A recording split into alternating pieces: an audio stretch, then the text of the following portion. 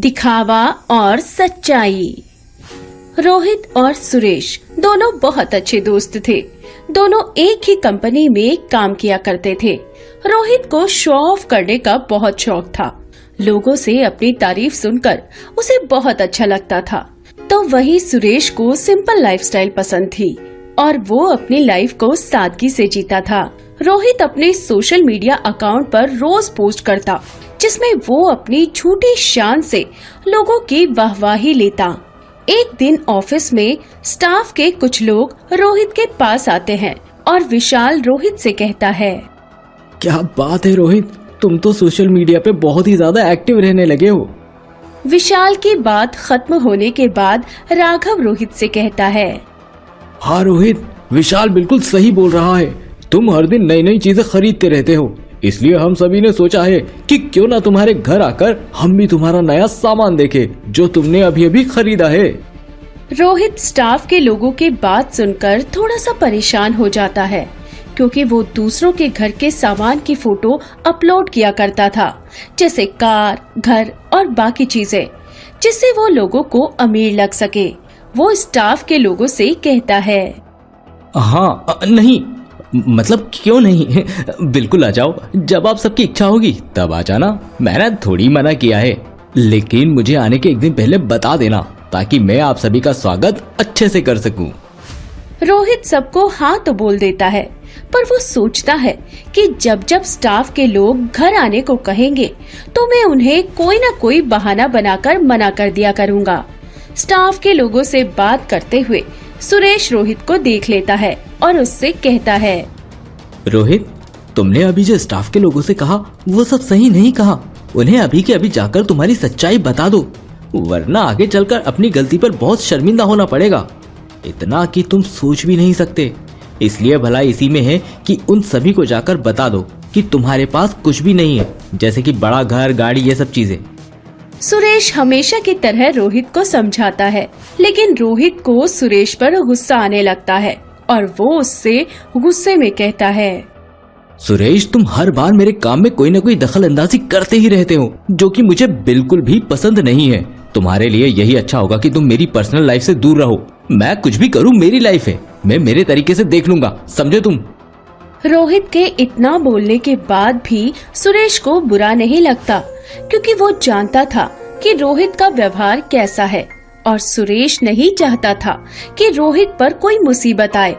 इसलिए सुरेश उसे ऐसा करने से मना करता, लेकिन वो उसकी बातों को नजरअंदाज कर देता।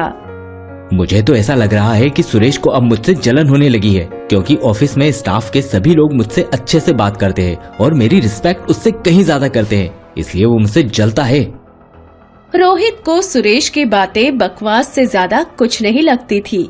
सब ऐसे ही चलता है और एक दिन रोहित कहीं जा रहा होता है कि तभी उसे एक नई BMW कार रोड के किनारे खड़ी दिखती है और वो उस कार को देखते हुए खुद से बोलता है, वाह क्या कार है, आज तो मेरी किस्मत बहुत अच्छी है जो मुझे BMW कार रियल लाइफ में देखने को मिल रही है, वरना आज तक मैंने इस कार को सिर्फ सोशल मीडिया पर ही देखा है। आज का दिन तो बहुत अच्छा है। वैसे भी मेरा बर्थडे आने वाला है, तो मैं सबको यही बताऊंगा कि मेरी फैमिली ने मुझे BMW कार गिफ्ट की है। रोहित ऐसा सोचते हुए तुरंत अपनी बाइक को साइड में लगाकर उस कार के पास जाकर उसके साथ अपनी सेल्फी लेने लगता है और सोशल मीडिया पर पोस्ट डाल देता है #MyNewCar के टैग के साथ। अगले दिन उसके घर पर पुलिस आ जाती है और उसे पता चलता है कि जिस कार के साथ उसने अपनी सेल्फी ली थी वो आतंकवादियों ने एक दुर्घटना को अंजाम देने के लिए इस्तेमाल की थी। रोहित पुलिस से खुद की सफाई देते हुए कहता है, सर, मेरी कोई गलती नहीं है, मैंने कोई गलत काम नहीं किया। आप मेरी बात का यकीन कीजिए, मैंने ऐसा कोई अपराध नहीं किया है जिस वजह से आप मुझे जेल ले जा रहे हो। प्लीज सर, मुझे छोड़ दीजिए, मैं बेकसूर हूँ। पुलिस रोहित की एक भी बात नहीं सुनती और वो रोहित को जेल में बंद कर देती है, जहाँ उससे पुलिस रिमांड पर लेकर पूछताछ की जाती है, जिसमें से DSP पुलिस रोहित से सख्त लहजे में पूछते हैं, मुझे पता है तू हमारी तरह आम नागरिक नहीं है, तू भी उन आतंकवादियों के साथ मिला हुआ है। बता मुझे, तू उनकी मदद किस तरह करता है, वरना तुझे गोली मार देंगे या फिर जिंदगी भर के लिए इसी जेल में सड़ना पड़ेगा। अभी भी वक्त है तेरे पास, सच्चाई बता दे। अगर तूने सच्चाई बता दी तो हम तुझे इस जेल से आजाद कर देंगे। पुलिस की बात सुनकर रोहित बहुत ज्यादा डर जाता है और कांपते हुए पुलिस से कहता है, जी सर, आप मुझे छोड़ दीजिए। मुझे इन सब चीजों के बारे में कुछ नहीं पता है और मेरा कोई साथी आतंकवादी नहीं है। चाहे तो आप मेरे ऑफिस में चलकर पूछ लीजिए। मैं बहुत सिंपल इंसान हूँ और एक मिडिल क्लास फैमिली से आता हूँ। आपको जरूर कुछ गलतफहमी हुई है सर। रोहित की बात सुनकर डीएसपी उसे थप्पड़ मारते हुए कहता है, हर आतंकवादी और चोर चोरी करने के बाद यही बोलता है कि मैं बेकसूर हूँ, मुझे छोड़ दीजिए। लेकिन बाद में उनके खिलाफ सारे सबूत मिल जाते हैं जिससे साबित हो जाता है कि वो चोर है या फिर आतंकवादी है। इसलिए हम किसी पर भी भरोसा नहीं करते। रोहित के आतंकवाद में शामिल होने की खबर बड़ी थी। रोहित के टेररिस्ट एक्टिविटी में शामिल होने के इल्जाम के चलते वो पूरे देश में पॉपुलर हो जाता है, लेकिन नेगेटिव इमेज के साथ। वो सबको सच बताता है कि वो एक मिडिल क्लास फैमिली से है और बस ऐसे ही BMW कार को खड़ी देखकर उसने फोटो ले ली, लेकिन उसकी बात पर कोई यकीन नहीं करता। वहीं दूसरी तरफ मीडिया वाले रोहित के घर पर जाकर उसके फैमिली में रोहित के पिता से सवाल करते हैं। जी, आपकी फैमिली में आपका बेटा रोहित आतंकवादियों का साथ दे रहा था, क्या आपको इस बात की खबर थी? क्या आपको कभी रोहित पर शक नहीं हुआ? न्यूज रिपोर्टर की बात सुनकर रोहित के पिताजी उनसे कहते हैं, आप सब लोग मेरे बेकसूर बेटे पर इल्जाम लगा रहे हैं। मेरा बेटा कभी जिंदगी में ऐसा कोई काम नहीं कर सकता है। मुझे मेरे बेटे पर पूरा भरोसा है। वो कभी जिंदगी में आतंकवादियों का साथ नहीं दे सकता। आप सभी लोग हमारा पीछा छोड़ दो और बंद कर दो ये सब बेवजह की अफवाहें फैलाना। रोहित के घर पर न्यूज रिपोर्टर देखकर सुरेश तुरंत रोहित से मिलने के लिए वकील के साथ पुलिस थाने जाता है, जहां वकील रोहित से मिलने के लिए कागजी प्रक्रिया पूरी करता है और उन्हें इजाजत मिल जाती है। जिसके बाद रोहित से मिलकर सुरेश उससे कहता है, रोहित, तुम्हें डरने की बिल्कुल भी जरूरत नहीं है। मुझे पता है कि तुम बेकसूर हो, इसलिए मैं तुम्हारी मदद करने के लिए वकील को साथ लेकर आया हूँ। तुम्हारे साथ जो भी हुआ था वो सब कुछ तुम वकील को बता दो ताकि वो तुम्हारी मदद सही से कर सके। सुरेश के कहने पर रोहित वकील को सारी बातें सच सच बता देता है, जिसके बाद वो सुरेश से रोते हुए कहता है, सुरेश, मुझे माफ कर देना। मैंने तुम्हें बहुत ही ज्यादा गलत समझ लिया था, क्योंकि मुझे लगता था कि तुम मेरी तरक्की से जलते हो, इसलिए मुझे हर चीज में रोक टोक करते हो। लेकिन मैं इतना बड़ा बेवकूफ था जो तुम्हारी बात नहीं समझ पाया और तुम पर हर वक्त गुस्सा करता रहा। मैं यह सब दिखावे वाली चीजों में इतना घमंड करने लगा था कि मुझे आगे क्या होगा उस बात का बिल्कुल भी अंदाजा नहीं था। रोहित की बात सुनकर सुरेश उसे समझाता है, अरे नहीं मेरे भाई, तुम माफी मत मांगो, बल्कि मुझे तुम्हारी किसी भी बात का बुरा नहीं लगा था। बस मैं तुम्हें यही बताना चाहता था कि किसी भी चीज का दिखावा मत करो। जो तुम्हारे पास है उसी में खुश रहो, क्योंकि दिखावा करने से मुश्किलें बढ़ जाती है। जैसे कि तुमने सबको यही बताया था कि तुम बहुत अमीर हो, लेकिन तुम्हारी सच्चाई मुझे पता थी कि तुम दिखावा कर रहे हो। फिर भी मैंने कुछ नहीं बोला और तुम्हें हर बार समझाता रहा, लेकिन तुमने मेरी एक भी बात नहीं मानी। सुरेश की बात सुनकर रोहित को उसकी गलती पर बहुत अफसोस हो रहा था, जिसके बाद वो सुरेश से कहता है, हाँ सुरेश, मुझे तुम्हारी बात माननी चाहिए थी। उस वक्त ना मैं दिखावा करता और न ही आज मेरे साथ ये सब होता।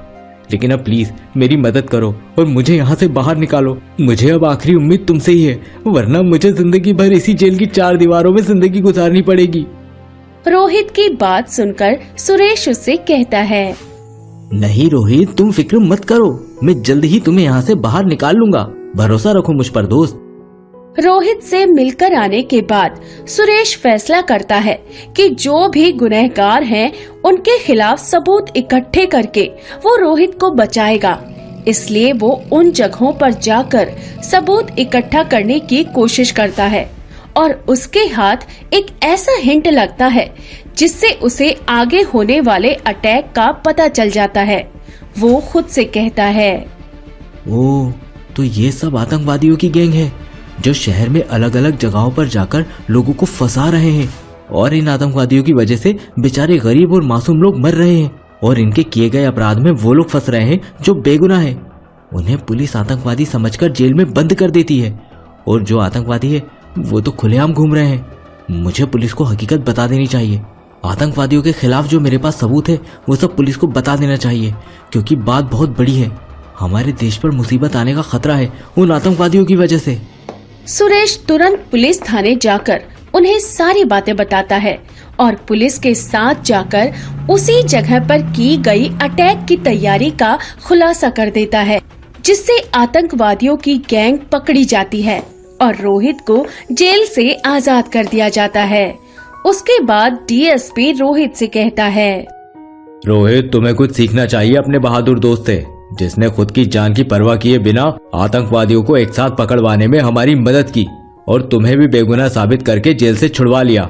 दोस्त हो तो सुरेश जैसा, जिसने बुरे वक्त में भी तुम्हारा साथ नहीं छोड़ा। डीएसपी की बात सुनकर रोहित उनसे बोला, जी सर, आप बिल्कुल सही बोल रहे हो। मैं बहुत किस्मत वाला हूँ जो मुझे सुरेश जैसा दोस्त मिला है, जिसने मेरी मदद करने के लिए हर नामुमकिन चीज को भी मुमकिन कर दिया। तुम्हारा बहुत बहुत शुक्रिया दोस्त।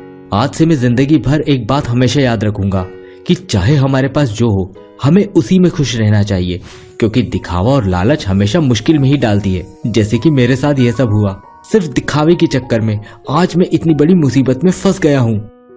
रोहित की बात सुनकर सुरेश उसे हंसते हुए कहता है, अरे बस रोहित, अब बस करो, और कितनी तारीफ करोगे। वैसे भी तुम्हें तुम्हारी गलती का एहसास हो गया, वही मेरे लिए बहुत बड़ी बात है। और रही बात तुम्हें बाहर निकालने की, तो मैंने वही किया जो एक दोस्त को अपने दोस्त के लिए करना चाहिए। रोहित और सुरेश की बात सुनकर डीएसपी उन दोनों से कहते हैं, अरे भाई, पूरी दोस्ती यहीं पुलिस स्टेशन में निभाओगे? बाहर निकलना भी है या नहीं इस जेल से? सुरेश और रोहित, आज का दिन तो तुम दोनों के लिए बहुत स्पेशल है, इसलिए तुम दोनों मेरे साथ चलो। खास तौर पर सुरेश, तुम्हारे लिए एक सरप्राइज है जो तुम्हें वहाँ जाने के बाद ही पता चलेगा।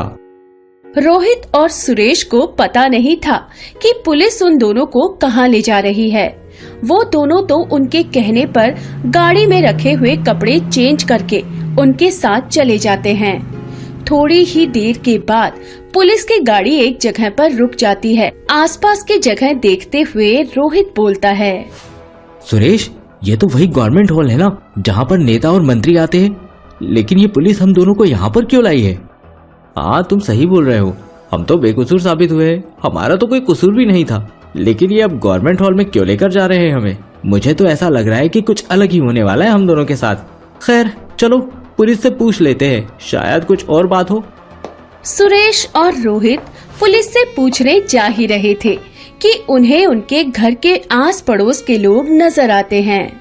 उन सबको देखकर रोहित थोड़ा सा उदास हो जाता है और मन ही मन सोचते हुए खुद से कहता है, मैंने जो भी किया बहुत गलत किया। मेरे दिखावे के चक्कर में मेरे परिवार को कितनी दिक्कतों का सामना करना पड़ा होगा, खास तौर पर लोगों की बातों का, जो उन्होंने मेरी फैमिली को भला बुरा कहा होगा मेरी वजह से। रोहित मन ही मन में बहुत कुछ सोच रहा था कि तभी सुरेश उसे धक्का देकर कहता है, अरे रोहित भाई, कहाँ खो गए तुम? दिन है अभी, रात नहीं जो सपने देख रहे हो। चलो, हम दोनों को अंदर हॉल में बुलाया है, लेकिन पता नहीं किस लिए बुलाया है, वो तो वहाँ जाकर ही पता चलेगा। रोहित और सुरेश के अंदर जाते ही उनका स्वागत फूलों से होता है, जिसके बाद दोनों बहुत ही ज्यादा हैरान हो जाते हैं। तभी वहाँ माइक से सुरेश के नाम का अनाउंसमेंट होता है और बाद में उन दोनों को पता चलता है कि सुरेश की बहादुरी और सूझबूझ के लिए उसे राष्ट्रीय पुरस्कार मिल रहा है और पूरे देश में सुरेश हीरो बन जाता है। सुरेश को गवर्नमेंट जॉब भी मिल जाती है, जिसके बाद सुरेश की जिंदगी बदल जाती है। और दूसरी तरफ रोहित को अब जीवन में दिखावा और सच्चाई का फर्क पता चल जाता है और वो भी दिखावे की जिंदगी को छोड़कर सुरेश की तरह सच्चाई की जिंदगी जीने लगता है। कहानी से सीख। हमें इस कहानी से ये सीख मिलती है कि चाहे स्थिति कैसी भी हो, हमें उसी में खुश रहना चाहिए, क्योंकि दिखावा करने से हकीकत नहीं बदलती। जैसे रोहित ने अमीरी का दिखावा किया और उसे जिंदगी भर पछताना पड़ा, अगर सुरेश उस पर भरोसा करके उसका साथ नहीं देता तो आज रोहित दुनिया के सामने कहीं और होता।